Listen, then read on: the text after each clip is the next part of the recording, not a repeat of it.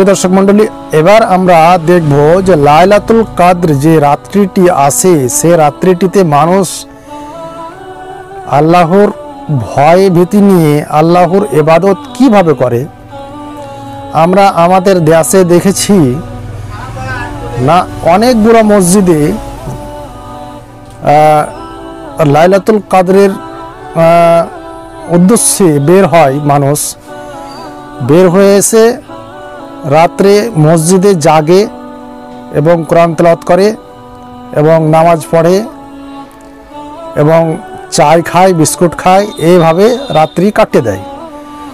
জি না প্রিয় দর্শক মণ্ডলী, সেটি সঠিক ইবাদত নয়। লাইলাতুল কদরের রাত্রে সেভাবে ইবাদত করাটা ঠিক নয়। তাহলে ইবাদত করাটা কিভাবে ঠিক, সেটি হচ্ছে প্রিয় দর্শক মণ্ডলী, ধরেন যে আজকে আমি লাইলাতুল কদরের জন্য রাত্রি জাগবো, আল্লাহর নেকির উদ্দেশ্যে, স্বভাবের আশায়, আল্লাহর নিকট ক্ষমা প্রার্থনা করার জন্যে ধরেন যে আমি আজকে রাত্রে জাগবো।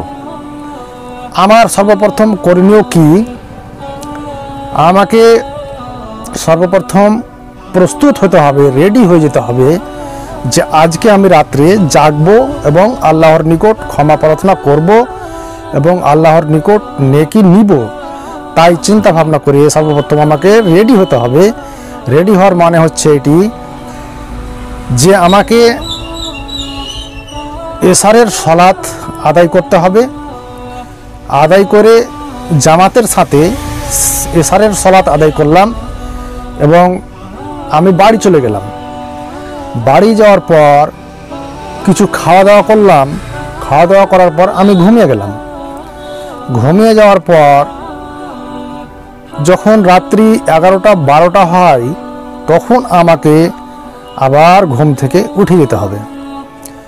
উঠে গিয়ে আমি এখন আল্লাহর ডাইরেক্ট উঠেই আল্লাহর নিকট আমি দোয়া করব, আশহাদু আল্লা ইলাহা ইল্লাল্লাহু ওয়া আশহাদু আন্না মুহাম্মাদান আবদুহু ওয়া রাসূলুহু। এই দোয়াটি করার পর, মানে এটি হচ্ছে একটি কলমা। এটি পাঠ করার মানে হচ্ছে এই যে আল্লাহ ব্যতীত কোনো মাবুদ নেই এবং রসুল সাল্লাল্লাহু আলাইহি সাল্লাম তার রসুল, এবং সেটি আমি সাক্ষ্য দিচ্ছি। এবার আমি আল্লাহর সামনে পরিচিতি হয়ে গেলাম। তারপর আমাকে সুন্দরভাবে উজু করতে হবে। উজু করার পর আমি বাড়িতে নিজের ঘরে মুসাল্লা বিছিয়ে সালাত আদায় করার জন্য প্রস্তুত। আমি সালাত আদায় করব, তো সালাতটাই আমাকে কিভাবে আদায় করতে হবে। সালাত আমি আদায় করব 2 রাকাত করে। প্রথমে 2 রাকাত করে 4 রাকাত সালাত আদায় করব।